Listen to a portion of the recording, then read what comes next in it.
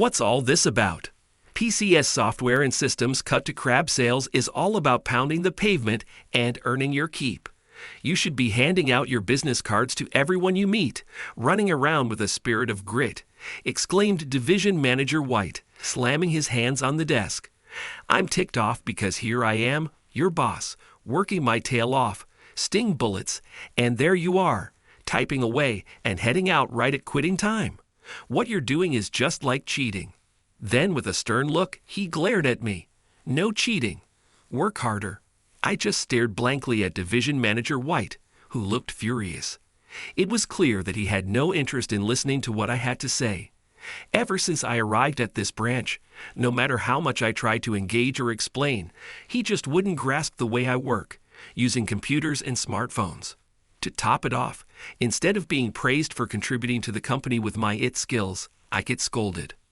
Working any longer under Division Manager White, who targets Sid like it's the enemy, might just be impossible. Well then, I quit. What? My name is John Smith, 45 years old. I work in sales at Brown Stationery, a small to medium-sized company that deals in office supplies. Brown Stationery is a historic company that was founded right after the war. Until recently, the product lineup consisted only of the old-fashioned, simple office supplies. However, about 10 years ago, the company transitioned into a stationery business that offers products appealing to business professionals, like genuine leather business card holders and black-themed pens and notebooks that make any salaryman think, "Cool, I want to use this." Of course, each product is not only stylish but also functionally superior. I joined Brown Stationery 8 years ago when I was 37, after a high school classmate who worked there saw how miserably I was treated at the exploitative company I was with and invited me to switch. He had seen me at a reunion, looking haggard with bags under my eyes, and thought it was time to invite me to his company. I can't thank that classmate enough. The benefits at Brown Stationery are substantial, making it much easier to work here than at my previous job. It's also great to get early access to new products as an employee, and I find it fulfilling to pitch these excellent products and reach out to potential clients who need them. A difficult transfer. I've worked hard here for 7 years. This spring, I was transferred to a regional sales office. However, I just can't seem to mesh well with the people in this department.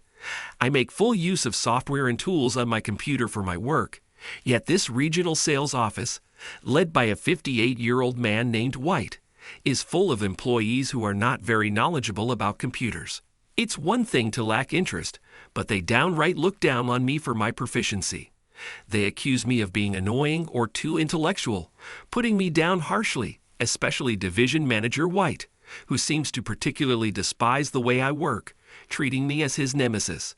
Today, as I was entering client data into the computer, he walked over with a face like he'd bitten into a sour bug. Again with the computer and smartphone?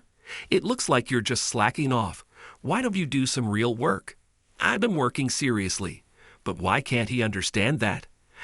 I stopped typing and once again repeated the explanation I've given countless times since coming to this branch.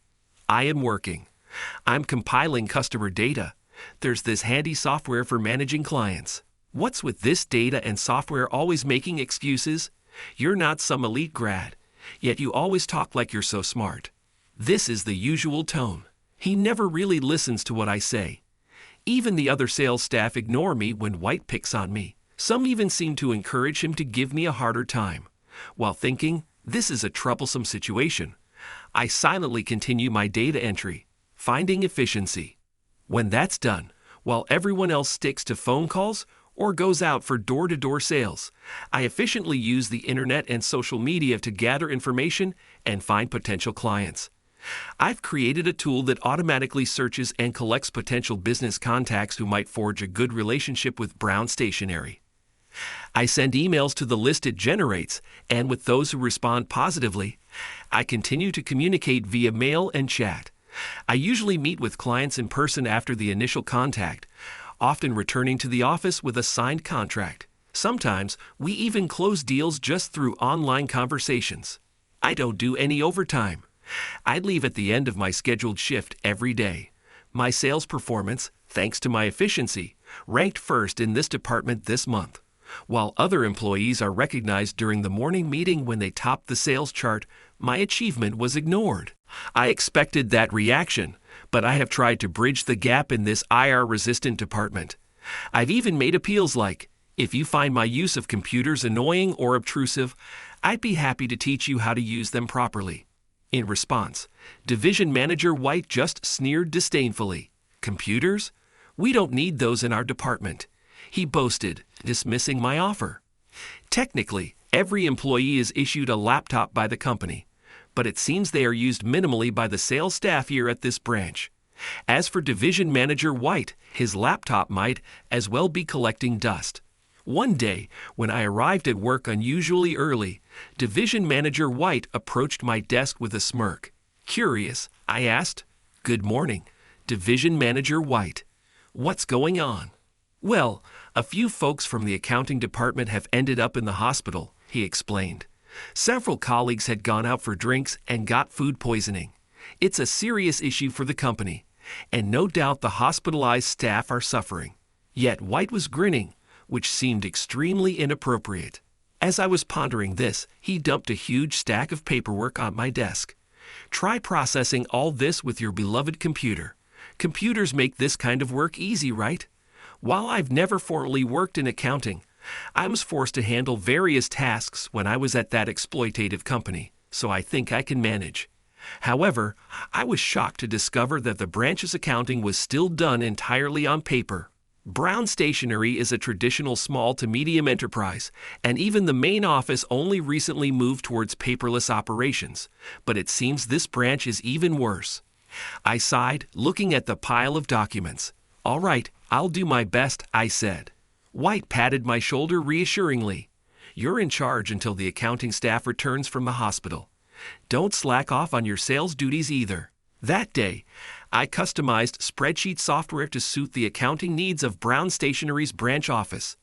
Although I had to work overtime on the first day, by the next day I was processing everything smoothly and leaving on time, even though I was keeping up with my sales work.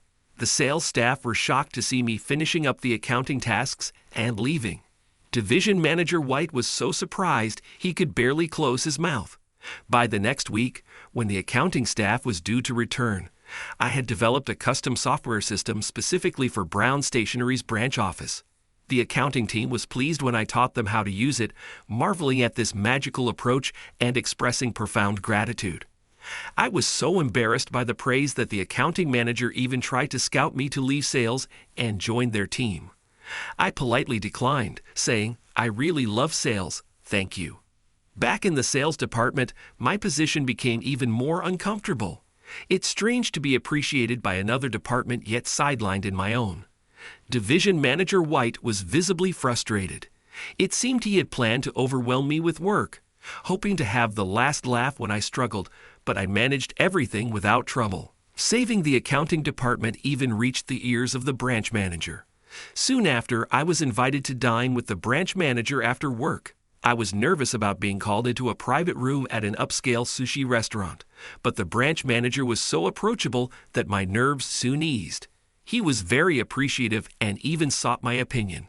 Despite being in his late 60s, the branch manager expressed concerns about our branch being further behind in its adoption than the headquarters. He was much more flexible in his thinking than the 50-year-old Division Manager White. When I suggested introducing a chat system for internal use, he responded with a refreshing smile and said he'd implement it right away. A few days later, in the afternoon, I was summoned to the branch's reception room. The one who called me was Division Manager White. Wary of what he might say this time, I entered the room. Division Manager White was sitting with a scowl. As soon as I sat down across from him, he clenched his fists and raised his voice. "Because of you, now we have to use this chat thing, whatever it is. What the hell is that supposed to be?" Apparently, he was bewildered by the corporate chat that had been decided to be implemented so quickly. I smiled at Division Manager White. "It's really handy. I'll teach you how to use it." This could also be a good opportunity for Division Manager White to learn about computers and smartphones, but Division Manager White, red-faced with anger, refused. Why should I have to learn from someone like you? So what are you planning to do? Go and convince the branch manager to cancel this chat nonsense? I was stunned by his outburst, and he raised his voice even louder. I've been using every trick in the book to prevent this branch's adoption. For example, if someone knew too much about computers, I made their life miserable until they quit. Whenever there was a move to introduce Aita at the executive meetings, I fought tooth and nail to get it rejected. Listening to Division Manager White boast, I was dumbfounded. I sighed and tried to persuade him. I want you to use the computer too, Division Manager White. It'll make your work more efficient and easier. We have computers nowadays. Let's make use of them. No way. I won't use them. It's bothersome to learn, and I just don't like it. Not liking it, I nearly blurted out, "Isn't that just your opinion?" As I struggled with how to persuade him, Division Manager White's anger intensified. What's all this about PCs, software, and systems? Sales is all about pounding the pavement and earning your keep. You should be handing out your business cards to everyone you meet, running around with a spirit of grit. He spoke like a coach from an old sports movie and slammed his hands on the desk. It infuriates me that I, your boss, am working up a sweat while you, my subordinate, sit coolly typing away and leave right on time. What you're doing is just like cheating. Then, with a stern look, he glared at me. Don't cheat. Work harder. I just gazed blankly at Division Manager White, whose expression was furious. He had no interest in listening to what I had to say. Since arriving at this branch, no matter how much I tried to explain or bridge the gap, he just wouldn't understand my way of working using computers and smartphones. To make matters worse, instead of being praised for contributing to the company with my IT skills, I got scolded. Working any longer under Division Manager White, who treats Aita as the enemy, might just be impossible. Well then, I quit. What? He hadn't expected my immediate response and was shocked, his eyes widening. I was surprised at myself too. The words had just slipped out, but perhaps they truly reflected how I felt. I had indeed been feeling at my limit. Being ignored by everyone in the sales department and constantly berated by Division Manager White was nothing new to me. Even when I ranked first in sales and received praise from other departments and the branch manager, White kept scolding me. I was used to such environments from my time in a toxic company, but perhaps I should have taken action sooner. Hearing my words, Division Manager White seemed a bit shaken but tried desperately to hide it and keep his composure. I don't mind, but don't come in tomorrow. I'll handle your resignation paperwork. I stood up and bowed to Division Manager White. Thank you. Please take care of it. I went back to the sales floor, tidied up my desk, cleaned everything up, and then left the office. I wasn't really planning to quit just yet. I decided to talk to the branch manager or someone from headquarters about my situation. I went to bed thinking I'd contact them tomorrow, but when I woke up, it was already past noon. I had slept for about half a day. It seemed I had been more mentally exhausted than I realized. Checking my smartphone, I saw numerous missed calls and voicemails from Division Manager White. Playing one of them, I heard his exhausted voice. "Smith, did you do something? The laptops in the sales department are acting up. None of the computers are working properly, and it's disrupting our work." From behind Division Manager White, I could hear the near-tearful voice of an employee. "Manager, I can't access the critical data." Panicked, Division Manager White hung up the phone. The noise from the sales floor sounded like total chaos. All employees had company-issued laptops, so it wasn't uncommon for the sales team to use computers. In fact, since I transferred to this department, I had secretly modified and improved the software they were using to make it more user-friendly, hoping it would help everyone work more efficiently. However, when I cleaned out my desk yesterday, I reset everything to its original settings. Considering their disdain for computer software and tools, I thought they didn't need those enhancements, but I never expected such an uproar just for reverting to the original setup.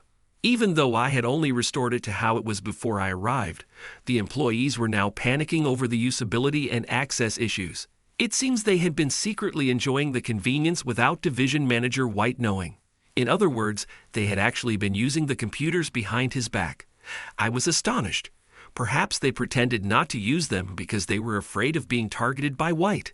But if they found it useful, I wish they had supported me a bit. Just then, my smartphone rang again. The caller was a classmate who, 8 years ago, had helped me when I was exhausted from working at a toxic company. He had asked me, why not switch to Brown Stationery? His full name is Tim Brown. Yes, he's the heir to Brown Stationery and now holds the position of vice president. After graduating from university, he worked for a major company but took over the family business at age 35. The recent cool designs of Brown Stationery's products are largely his work. When I answered the call from Tim, he told me he was near my apartment building, together with Division Manager White. The sales department at your branch is in total chaos, and they said it's impossible to work, so we've been informed at headquarters, he explained. As Tim listened to the details, it became clear that Division Manager White was trying to force my resignation, which surprised him and prompted him to rush over from headquarters. After ending the call, I went downstairs in my pajamas. Soon, a familiar car approached. It was Tim's. Despite it being a 3-hour drive from headquarters to the branch, Tim had come to help. Moved by his gesture, I felt both touched and a bit guilty. Tim and Division Manager White got out of the car parked by the curb. Perhaps because of the seriousness of the situation, Division Manager White's face was pale. I had never seen him like this before. In my presence, he was always red-faced with anger. Tim's expression clouded over with concern. In front of such a troubled Tim, I bowed deeply. I'm sorry, Tim. It seems to have turned into a big deal. Straightening up, Tim grabbed my shoulders with a serious look. You should have told me sooner about the tough time you were having. Then he pointed out something I was completely unaware of. You look just like you did when you were working as an engineer at that toxic company. Well, I exclaimed, surprised. Tim also bowed his head. I didn't invite you to Brown Stationery to make you wear that face. I'm sorry. Then Tim turned to White, who was standing by the car, and his gaze sharpened. Division Manager White, what you have done is despicable. Tim had rushed to the branch and had been asking around about the internal situation of the sales department, and about me, who had not been at the company and was unreachable by phone. Employees from departments like accounting told us that Division Manager White, notorious for his dislike of computers, had been particularly harsh on me because I am proficient with computers and age-related tasks. The branch manager, who was unaware of this treatment, was surprised and had just finished reprimanding White, along with Tim, after hearing about the situation. The branch manager said he would apologize to me, but Tim decided to come himself first, which is why he showed up. White was avoiding our gaze and looking down, but I had one very pressing question. Why do you hate computers and IT so much? Division Manager White. It seemed excessively abnormal to hate it so much. At my question, Tim also looked puzzled and crossed his arms. Indeed, it's a bit strange how stubbornly he refuses, Tim remarked. Then, still looking down, White's voice trembled as he replied. The man who married my only daughter was an engineer. My wife and all her relatives liked the engineer, but I couldn't stand losing my daughter. Shivering, White continued, Smith is good with computers, and he used to be an engineer too, right? I can't stand it. Indeed, I was an engineer in my previous job. It was at a toxic company, but I enjoyed the engineering work itself. Though I joined Brown Stationery as a salesperson, the skills I developed during my time as an engineer still benefit the way I work now. White finally looked up, but far from apologizing for his unfair treatment of me, he was still angry. I just get mad whenever I hear about engineers, computers, software systems. Just hearing those words makes me angry and annoyed. You're acting all elite and high and mighty. Tim and I could only be stunned by White's rationale. I had never acted elite or superior. It was a complete misconception. His hatred for me was just spite for not liking the person who took his daughter. It was frustrating.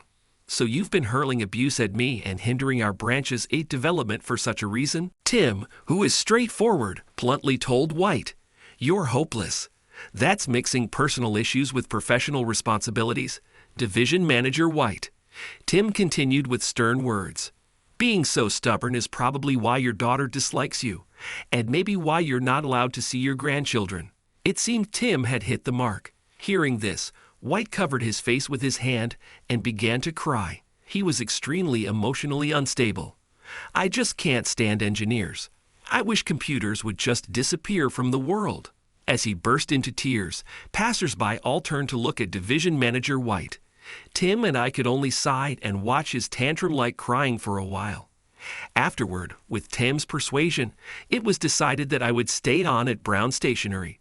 The branch will now seriously advance its Aita initiatives. However, White, known for threatening or finding fault with employees skilled in computer use and driving them to resign, was never going to support such Aita advancements. He submitted his resignation. Had he not resigned, the company was planning to dismiss him, so his departure was inevitable either way. Thus, the sales department staff, who had previously followed White without objection, now had no choice but to align with the branch's new direction. As for the former division manager White, or rather, Mr. White, his current situation is as follows. Trying to find a new job in a similar sales position that requires no computer use is nearly impossible in today's world, especially for someone at his level.